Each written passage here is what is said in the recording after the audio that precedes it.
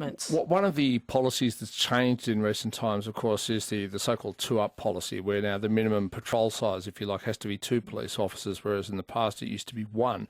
Does that mean that overall we've got fewer, possibly insufficient patrols out there?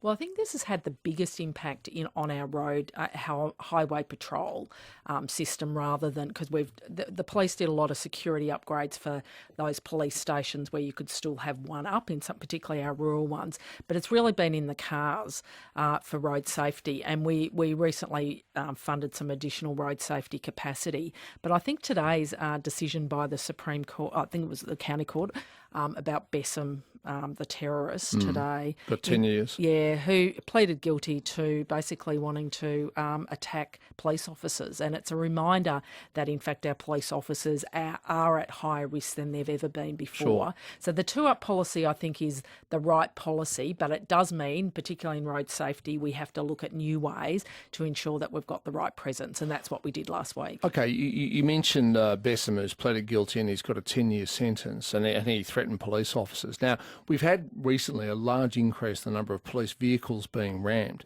Does that say to you that, I don't know, offenders don't seem to fear police anymore?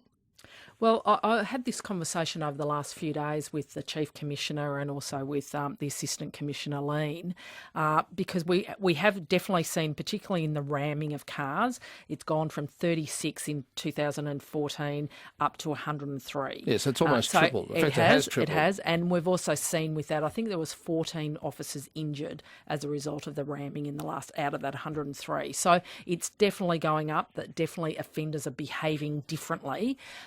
It's probably a little bit about both their reaction to police and how they see police and a lack of respect, but it's also about how the crimes they're committing, instead of just leaving the car, which is what they did before, they want to keep the car. And so they're using the technique of ramming rather than just running away.